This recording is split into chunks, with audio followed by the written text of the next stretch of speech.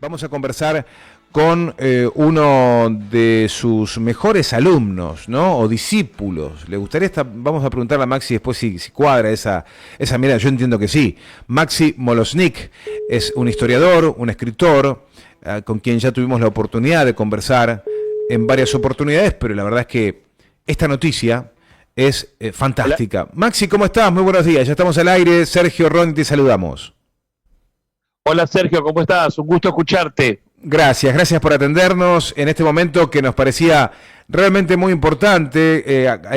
Ayer conocíamos la noticia de que la legislatura de la Ciudad Autónoma de Buenos Aires declara la casa de Norberto Galazo sitio de interés cultural. Y ahí, a partir de allí, es que nos fascina esta idea, este reconocimiento. Y queríamos conversar con vos algunos minutitos para que nos cuentes en profundidad o con más detalles el significado de esto y las implicancias que tiene. Bueno, efectivamente, como vos decís, en una votación que se produjo a fines del año pasado, la legislatura de la Ciudad Autónoma de Buenos Aires, a través de un proyecto que fue impulsado por algunos legisladores de Unión por la Patria, con el acompañamiento de algunos, digamos, radicales díscolos y un sector de la izquierda. O sea que los únicos que no votaron esto te puedes imaginar que son los del PRO y los de la Libertad Avanza, ¿no es cierto? Pero se logró una votación mayoritaria en pos de declarar la Casa de Norberto Histórico como sitio de interés cultural de la Ciudad Autónoma.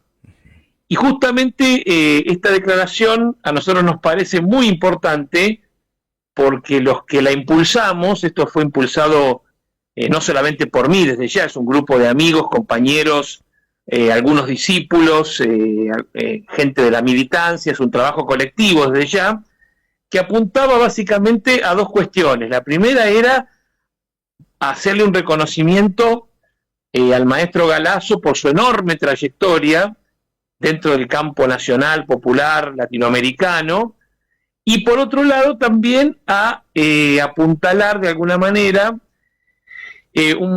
apuntar un granito de arena para solucionar un conflicto que había con la casa, porque en definitiva ahí radica un poco también el nudo de la cuestión.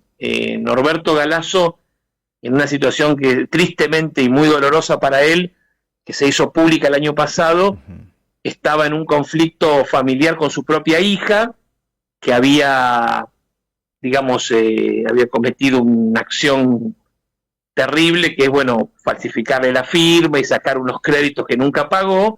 Entonces, esa misma situación, que Norberto lamentablemente tuvo que exponer públicamente el año pasado en una, ¿te imaginás la situación para un padre tener que exponer a su propia hija habiendo cometido una acción de esa naturaleza? Una situación que lo puso muy mal, estuvo muy mal anímicamente, muy mal espiritualmente, pero bueno, la hizo pública porque realmente se veía venir que podía haber un remate de la propiedad. Entonces nosotros también, pensando en eso, apuntamos hacia esta estrategia legislativa que de alguna manera presentara un obstáculo o un freno al remate y fuera aportativa en el sentido de que no se pierda una casa donde trabajó el historiador más importante que tiene la Argentina. Entonces, articulando y articulando, logramos la sanción. Por suerte, el remate está frenado, o sea, la casa se va a conservar. Es una casa antigua, ubicada en el barrio de Parque Chacabuco, y justamente decidimos hacer el acto del descubrimiento de la placa y el homenaje en esta fecha, porque Norberto cumple 89 años. Entonces, todos los que impulsamos esta iniciativa, estamos convencidos que los homenajes hay que hacerlos en vida. Por eso fue que llevamos adelante esta tarea. Bueno, impresionante. Va a ser el próximo lunes 29 de julio, ¿no? En el horario de las 14 horas. Hasta ahí más o menos tengo la información. ¿Querés contarnos cómo va a ser la actividad? Y no sé si invitar, me imagino que es para invitar a todos los que quieran acercarse. Sí, desde luego. Es una actividad que va a constar en el descubrimiento de una placa muy bonita, donde se expresa que el solar digamos, que se indica con la placa corresponde a la morada del historiador Norberto Galasso, que ha publicado más de 100 libros, todos ellos muy importantes y aportativos a la historia del pensamiento nacional, popular y latinoamericano. El acto está abierto desde ya, nosotros hemos invitado a todos los sectores sin distinción de matices, ¿no es cierto? Acá no se trata de, digamos, de abrir el fuego de ninguna interna. Yo pienso que la figura de Galasso hoy, desde mi humilde saber y entender, adquiere una estatura casi, te diría, vaticana, ¿no es cierto? En un sentido, por supuesto, sin homologarlo con el Papa Francisco, pero de alguna manera Norberto, con su trabajo, con su trayectoria, con sus libros, con su compromiso militante de 60 años en la brega y en la trinchera del pensamiento nacional, se pone por encima de cualquier interna que pueda haber dentro del campo popular. Por eso invitamos a todo el mundo, gente del, digamos, del mundo sindical, gente de compañeros legisladores, hombres y mujeres de los movimientos sociales, es decir, todo aquel que conozca a Norberto, más allá del lugar donde milite o más allá del espacio político a que pertenezca, va a ser muy bienvenido, porque este es un acto de homenaje a la persona, al historiador y al militante. Por eso lo hacemos de modo abierto y va a ser un acto, imagino, muy lindo, donde se va a descubrir la placa, como te decía. Seguramente Norberto va a decir algunas palabras y bueno, nada, se lo acompañará en su cumpleaños número 89, deseándole que nos acompañe por muchos años más, porque realmente lo necesitamos esa producción, esa pluma, esa cabeza y esos aportes para que nos guíen en este momento tan dramático que estamos viviendo, ¿no? Claro, claro. Sigue trabajando, Norberto. Norberto sigue trabajando, Norberto está lúcido, Norberto está muy bien. Ya te digo, el año pasado no estuvo bien, estuvo un poco desanimado, abatido, por esto que te contaba del conflicto tan doloroso y terrible con su propia hija, pero bueno, ahora está recobrando cierta calma, cierta tranquilidad, sigue produciendo, sigue haciendo cosas, se cuida un poco, sale poco, por bueno, las cuestiones, digamos, del frío y de los achaques propios de una persona que va a cumplir 89 años, ¿no es cierto? Uh-huh. Pero yo te puedo asegurar que su cabeza mantiene un nivel de lucidez extraordinario. Qué lindo, qué lindo, qué lindo. En muchos casos, bueno, 100 libros, Maxi, ¿qué hay que hacer para escribir 100 libros? No es posible repetir a un Norberto Galasso en la historia argentina. Ha tenido seguramente la oportunidad de volcarse a la investigación, a profundizar, a escarbar sobre la historia para poder traernos verdaderas joyas, ¿no? Convertidas en libro. Y en muchos casos ni siquiera necesitó conocer a los personajes, básicamente volcarse a la historia, qué sé yo, ha hablado de San Martín, pero también de repente te hace un libro de Perón a Cook, por ejemplo, ¿no? No sé si lo ha conocido a Cook. Hay muchas cosas de Norberto que por ahí no conocemos, por eso hay que leer tu libro, Maxi. Sí, Norberto, la trayectoria historiográfica, bueno, es impresionante. Como impresionante, vos decís, es impresionante. Impresionante, no solo, es muy difícil de emular, casi te diría imposible. Una locura. Porque bueno, son 60 años de una vida dedicada justamente a sacar del olvido a los personajes que la historia oficial decidió sepultar bajo tierra. Norberto es un arqueólogo del pensamiento nacional, pero no solamente en el sentido de recuperar piezas de museo, no. Norberto lo que hace es algo más interesante, que es recuperar esas voces que nos vienen del pasado, pero traerlas al tiempo presente y preguntarse cuáles son los legados de lucha de estos grandes hombres del pensamiento nacional, como Arturo Jauretche, como Scalabrini Ortiz, como Hernández Arregui, como John William Cook, y qué tienen estos hombres para decirnos en el tiempo presente. Y ahí me parece que está la enorme riqueza del pensamiento de Galasso, no escarbar en la historia solamente como un repositorio de información sobre el pasado, sino ir hacia la historia con las preguntas calientes que tenemos en el hoy, que son las que nos interesan a nosotros, porque en definitiva como dice siempre Galasso, la historia es la política del pasado. Claro. Entonces, interpelar este pasado, de alguna manera, nos lleva a preguntarnos por este presente. Entonces, en esa dialéctica entre el pasado y el presente, los legados de los grandes hombres cobran más vigencia. Y él ha sido el encargado de presentarnos a toda una generación que venimos después a personajes que nosotros no conocimos, pero que él conoció. Él conoció y trató a Jauretche, él conoció y trató a Jorge Abelardo Ramos, por ejemplo, conoció, bueno, por supuesto, al general Perón, sin duda. Es decir, él tuvo contacto concreto y personal con muchos de estos hombres. Y sobre esa base y sobre sus propias investigaciones produjo esa enorme cantidad de textos que yo pienso que son sumamente útiles, no solamente para el militante del campo nacional, sino para aquel que está buscando una explicación del devenir de la Argentina. Todo aquel curioso que esté con dudas, con preguntas, que no entienda muy bien algunas cuestiones de por qué la deriva de la Argentina va hacia estos lugares a los que está yendo en este momento. Bueno, yo lo primero que le recomiendo, empezar por la historia argentina de Galasso. Ahí tenés una pista y una clave y una herramienta. Y después el camino se te abre solo.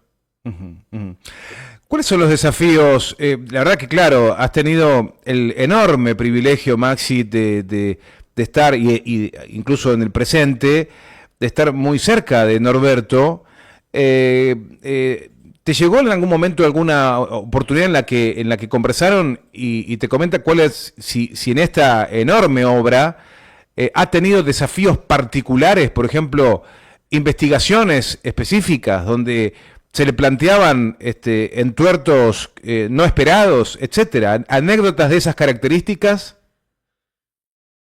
Bueno, sí, alguna vez me ha comentado que cuando él estaba escribiendo la biografía de San Martín, aparecían algunos entuertos de esta naturaleza porque, bueno, las explicaciones que el San Martín de Mitre había ofrecido a la historia argentina y sobre la cual después todos los discípulos de Mitre siguieron escribiendo, resultaba una visión inconmovible y muy difícil de rebatir, ¿no es cierto? Entonces, cuando él de alguna manera trabajó con esta figura de San Martín desde la óptica del, digamos, del liberal revolucionario hispanoamericano, del hombre que no es un hombre del puerto de Buenos Aires, sino que es un hombre que viene con un plan continental, y bueno, se fue chocando lógicamente con un montón de entuertos producidos por las interpretaciones y las reinterpretaciones de la historia de Mitre. Y desde el campo propio hay una anécdota muy linda, que es que cuando Norberto publica el libro de San Martín, en una oportunidad viene Chávez a la Argentina y Norberto lo va a ver y le entrega un ejemplar de su libro en mano al comandante, que lo recibe, por supuesto, muy, muy protocolarmente, pero que le dice algo así como con cierta desconfianza de, bueno, este era amigo de los ingleses, ¿no es cierto? El comandante, como buen venezolano, por supuesto tenía su amor incondicional por Bolívar. Entonces Norberto le dice a Chávez, bueno, pero usted léalo el libro, comandante, y después cualquier cosa me dice. Bueno, pasaron los meses, ¿no es cierto? Y te acordás vos que Chávez tenía un programa que se llamaba Aló Presidente en una época. Sí. Bueno, la cuestión es que unos meses después, que Chávez era un enorme lector de la historia latinoamericana, se ve que se tomó el trabajo de leer el libro de punta a punta y, por supuesto, cambió radicalmente la visión que tenía de San Martín. Es más, aparecía en los canales venezolanos de televisión en su programa con el libro de Norberto en la mano. Y lo mostraba y decía, aquí esto hay que leerlo para saber quién era San Martín. Entonces esa es una anécdota que a mí siempre me quedó porque me pareció extraordinario cómo un libro de historia podía, en este caso, modificar o complementar la visión que tenía un estadista de la talla de Hugo Chávez, ¿no?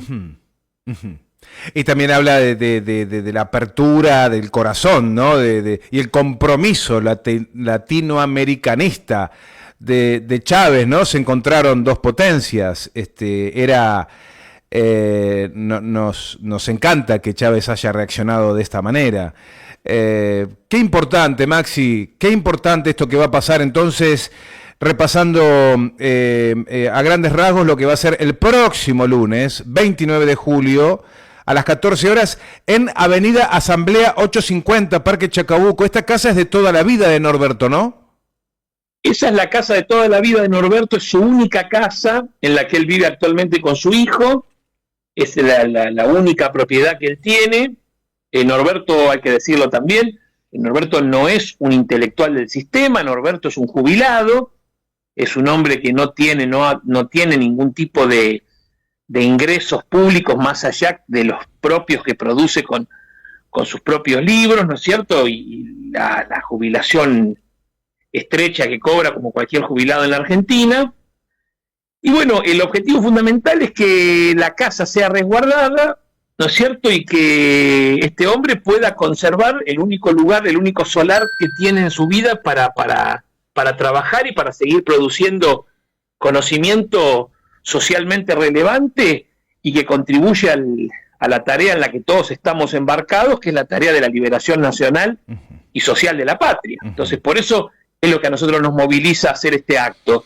Y por eso invitamos a todos los compañeros, por supuesto, los que están en la cava van a resultar más beneficiados porque el solar se ubica en el Parque Chacabuco, en la Ciudad Autónoma. Maxi, como en la vida misma, Lo que está... ¿Eh? No, claro que la ventaja de los que viven en la Ciudad de Buenos Aires es evidente, pero bueno, también queríamos difundir para que los compañeros del campo popular, del interior, estén al tanto de que este homenaje se va a hacer y sepan que, bueno, la figura de Norberto sigue estando presente, nos sigue acompañando con su producción, con su intelecto y sobre todo con su compromiso militante, porque Norberto, si no hace más, es por una cuestión de que muchas veces el cuerpo no le responde como él quisiera, pero si vos lo dejás, puede ir a dar una charla en cualquier unidad básica, en cualquier lugar de militancia, en cualquier centro barrial, porque justamente él es un militante, no es un intelectual del sistema, no es un hombre que está esperando que le caigan ¿no es cierto?, las prebendas y las cucardas del mundo académico, porque su compromiso es que su conocimiento y su producción se pongan al servicio de un proceso, que es el proceso de transformación y de liberación nacional. Ese es el objetivo de toda su vida. Y desde ese lugar nosotros nos compenetramos con él y lo acompañamos. Bueno, yo lo voy a decir así a voz en cuello, ¿no? Gloria y honor y larga vida para el gran Norberto Galazo. La verdad es que es una expresión de deseo total y una admiración profunda para Norberto. He tenido la oportunidad de leer algunos de sus libros y me quedé cortísimo porque me decís que son 100. Bueno, no sé si me van a dar los años, pero realmente es una cosa de locos lo que nos ha dejado, el legado que nos viene dejando Norberto, y lo bien que haces, Maxi, de estar allí dando la pelea en como sea posible, ¿no? Con todo el enorme laburo que venís haciendo vos. Y quiero aprovechar para ir cerrando la nota, Maxi, agradeciéndote este tiempo, preguntarte a vos a qué estás abocado a la par de esto, en tu tarea, ¿no? Como divulgador también del pensamiento nacional. Bueno, es muy interesante lo que me preguntás, porque uno siempre está con cosas en la cabeza, pero ahora estoy con un desafío mayúsculo que me espera, un poco también a sugerencia y aporte de Norberto, que me hizo ver la necesidad de que alguien tiene que escribir una biografía de Mitre desde el campo nacional, ¿no es cierto? Porque Mitre tiene la ventaja que él ha escrito todo sobre los demás, pero muy pocos han escrito sobre él. Entonces, justamente como es una tarea titánica y monumental, charlando con Norberto, él me pidió de alguna manera, y me hizo también, de alguna manera, me heredó un archivo feroz de documentación que todavía tengo acá en el comedor de mi casa y que lo voy mirando despacito a medida que puedo, y de alguna manera me ungió, si podemos usar esa palabra que es un tanto antigua, pero que a mí me gusta, para que yo pueda avanzar con esta tarea que ha quedado pendiente, porque ya te digo, nadie se mete con Mitre, ¿viste? Los nacionalistas, por ejemplo, rosistas, que han sido muy, digamos, muy chispeantes en algunos textos, se la han agarrado siempre con Sarmiento. Pero con Mitre no se mete nadie. Claro, es difícil meterse con el patriarca de la Argentina. Entonces estoy un poco embarcado en esa tarea que también me va a llevar bastante tiempo, porque es una figura que todo lo cubre, ¿no es cierto? La política, la historia, la cultura. Pero espero en algún futuro poder terminar este libro y que, como así como los libros de Norberto, que sean un aporte al pensamiento nacional. Ahora me quedo con temor porque me decís que bueno, te compartió esta responsabilidad enorme. Me decís que te ha compartido material y me hablas del comedor de tu casa. No le des información al enemigo. Armás ya 7 copias. Maxi. Tenés razón. Tengo que ser más compartimentado con la información, pero si vieras el comedor de mi casa, tengo más o menos unos 10 metros de él ocupado con cajas, con archivos, con referencias bibliográficas, con fichas y con libros, que todos los días cuando me levanto es como si me miraran y me dijeran, bueno, avanzá, ¿qué estás esperando? ¡Wow! Entonces, ¡qué momento! Es como un mandato que sin palabras, pero que lo observo visualmente todos los días cuando me levanto a tomar un mate. Pero bueno, lo voy a asumir, primero porque lo quiero hacer, segundo porque me parece relevante escribir sobre Mitre, que es con el que nadie se metió nunca, y también un poco como un homenaje al maestro, que fue de alguna manera el que me hizo ver la necesidad de esta importancia, la importancia de esta publicación, que también estaba un poco en deuda, porque si mal no recuerdo, también hace muchos años Jorge Abelardo Ramos dijo algo parecido. Como que con Mitre no se mete nadie, ¿viste? Nadie quiere pagar el precio de meterse con Mitre. Pero bueno, yo lo voy a intentar por lo menos. Bien, no, te animo. Maxi, no sé si voy a preguntar una boludez, en todo caso tener un poco de piedad. ¿Es importante la cantidad de páginas que tiene que tener un libro, si querés cautivar, no querés cautivar, o eso tiene que estar absolutamente despojado de cualquier prejuicio y vos tenés que avanzar y ocupar la cantidad que necesites para determinada obra? Yo soy de los que piensan esto último que vos decís. Uno debe ocupar la cantidad de páginas que demande cada obra. Yo pienso que lo importante es lo que uno tiene para decir. Yo creo que ahí está la clave. Uno lo puede decir en 50 páginas, en 500 o en 1500. El asunto es que lo que uno tenga para decir sea lo suficientemente potente como para que el mensaje llegue y la idea se irradie. Por supuesto, en el caso particular del libro de Mitre que yo estoy pergeneando, indudablemente el número de páginas no va a ser acotado porque eso achica un poco el espacio de análisis de una vida tan compleja y tan variopinta y tan, digamos, gigante en términos de hechos como la de Mitre. Pero no necesariamente las 1500 páginas son necesarias. Yo, por ejemplo, cuando leo la biografía de Perón de Norberto, que tiene aproximadamente 1000 y pico de páginas, considero que está muy correcta, pero no porque tenga 1000 y pico de páginas, sino porque todo lo que tiene para decir del personaje está perfectamente expresado en esa cantidad de páginas. Pero si vos lees, por ejemplo, el libro de Felipe Varela de Norberto, que es un libro que tiene 100 hojas, también está perfectamente expresado el mensaje en 100 hojas. Así que yo a priori no tengo pruritos con la cantidad de páginas, sino que voy avanzando con mi trabajo y con mi investigación, y me importa más lo que tengo para decir y cómo lo voy a decir, que pensar en un presupuesto de cuántas páginas voy a ocupar. Qué buena respuesta que me diste.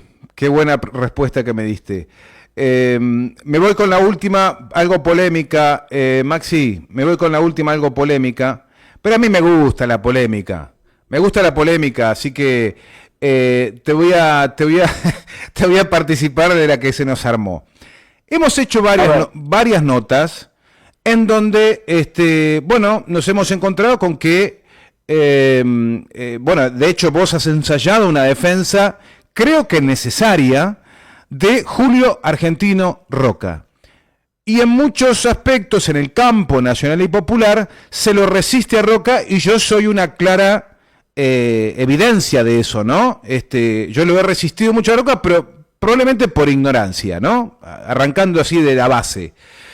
Me puse a investigar un poquitito, tampoco exagerando, me puse a leer y me di cuenta que había sido quizá muy agresivo con compañeros que defendían a Roca, te hablo 10, 12 años atrás, y que Roca merecía una segunda oportunidad, revisar como militante político la actividad de Roca. Veníamos bien porque venían sumándose entrevistas, una atrás de la otra, aquí en Radio Lateral, donde nuevamente revisaban y ponderaban muchos aspectos de la vida de Roca. Hasta que me encontré con algunos compañeros y me dicen, pero de ninguna manera, ¿cómo vas a estar reivindicando a Roca? Roca es un genocida, pero Roca no tiene nada que bueno, a la pucha, dije, volvieron los resquemores, y en eso me dicen, bueno, habla con un compañero, yo lo conozco, Bruno Napoli. Bueno, lo entrevisté y me dice, mirá, Sergio, ha sido un extraordinario presidente, pero también ha sido un genocida, o sea, digamos todo. Entonces, me pareció, porque cerrando la nota, Bruno me dice, pero Sergio, ¿por qué no podemos hablar de esto? ¿Por qué nos tenemos que privar de hablar de esto? Incluso intercambiar ideas. Armá un debate y participo, no hay problema, y lo charlamos, pero no es para matar a nadie, sino para abrir el juego y que pensemos juntos. Entonces quería compartirte esta brasa caliente que me quedó de la última charla con Bruno, para ver qué hacemos, si te convoco a vos, si lo convoco a Alfredo Turzaga, quién le gustaría que charlemos, pero no con el ánimo de pelear, saber quién, no, sino de unir posiciones, de reflexionar juntos. Con esa idea me gustaría armarlo. Bueno, a mí la idea me encanta porque yo también soy un cultor de la polémica, en el sentido que vos estás expresando, no la polémica para ver, digamos, quién grita más o quién tiene, digamos, la idea más altisonante. Yo pienso que la polémica es efectivamente una brasa ardiendo, como vos decís, y que es profundamente necesaria, y que es la única forma que tenemos los que militamos y estamos en el campo nacional de poder repensar nuestras cosas. Es decir, nadie va a repensar por nosotros lo que tenemos que pensar nosotros mismos. Y si bien la figura de Roca es profundamente controversial, en muchos aspectos que podríamos analizar largo y tendido en otro momento, creo que el debate amerita, porque no podemos escabullirlo, porque no podemos caer en lo que se llama el dogma. Yo creo que lo peor que nos puede pasar es ser absolutamente dogmáticos y no tener la cabeza abierta como para pensar y repensar, porque en definitiva el pensamiento tiene una doble dimensión, lo que se llama la crítica y la autocrítica. Entonces, bueno, evidentemente el campo revisionista, de alguna manera, yo pienso que debe hacer una autocrítica sobre lo poco y lo mal que ha estudiado el fenómeno del roquismo. Entonces, esta es una tarea que nos compete a nosotros, no le podemos pedir a la derecha reaccionaria, ni tampoco a la izquierda paleolítica, que haga esa doble dimensión de pensamiento. Eso lo tenemos que hacer justamente aquellos hombres y mujeres que, encolumnados en el campo nacional, popular y latinoamericano, repensamos nuestras posiciones, pero siempre a la luz de lo que nos interesa a nosotros, que es el tiempo presente. Entonces, de alguna manera, repensar el legado de Roca con sus luces y con sus sombras, a mí me parece que es profundamente aportativo para el campo nacional. Bien. Porque cuando vos vas arrojando algunos dardos, por ejemplo, yo les digo a algunos amigos que tengo, digamos, que levantan la bandera del Roca genocida, ¿no es cierto?, que es otro tema que podríamos discutir largo y tendido en otro momento, le digo, por ejemplo, pero vos sabés que Irigoyen era roquista y que Perón era roquista, y bueno, y son frases que caen en el vacío porque ellos no comprenden la importancia que puede tener que haya un hilo conductor o un hilo de continuidad entre las masas federales del interior que fueron dorreguistas primero y que después fueron montoneras y después fueron roquistas. Es decir, a ellos se les escapa un poco esta lectura de la importancia del papel de las masas populares en la historia. Entonces, claro, apelan a la explicación fácil, que es la del genocida, ¿no es cierto?, utilizando vocablos del siglo XX para aplicarlos al siglo XIX, Lo mismo le pasa, por ejemplo, a los historiadores del nacionalismo católico, de línea rosista, que lo condenan en su totalidad a Roca por su laicismo y por la ley 1420, y no ponderan otros aspectos importantes de su gestión. Así que bueno, ese debate para mí es necesario, esa brasa caliente a mí me gusta, y desde ya te digo que sí, me sumo con mucho agrado, y espero ansioso tu invitación para participar en un debate con los compañeros, para, o sea, ya te digo, clarificar posiciones y pensando siempre en esto que te decía, que en definitiva el pensamiento es pensamiento para la praxis.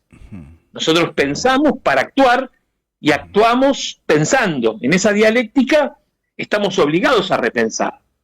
Si no, caemos en el dogma, caemos en el sectarismo y sobre todo nos alejamos de, ¿no es cierto?, de los objetivos de la liberación. Claro, claro. Maxi, gracias por tu generosidad, gracias por tu lucidez, por tu apoyo y bueno, por este gran evento que se va a producir el próximo lunes 29 de julio y queda allí pendiente, mirá que la armo, una suerte de charla, debate, presupuesto para sumar, no para nada raro, sino para charlar y que arrancar bien y terminar bien, esa es la idea. Por supuesto, y contá conmigo con mucho agrado, voy a participar como siempre. Dale. Maxi, abrazo grande. Hasta pronto.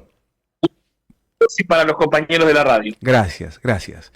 Maximiliano Molosnik es un historiador, un escritor, importantísimo escritor e historiador argentino, ya con muchas publicaciones hechas, y bueno, un discípulo, un soldado de Norberto Galasso, que es un maestro, ¿no?, del pensamiento nacional, divulgador del pensamiento nacional, contándonos este detalle, pero después terminamos hablando de un montón de otras cosas sumamente interesantes. Deseamos de corazón que haya sucedido lo mismo con ustedes que estuvieron escuchando la entrevista.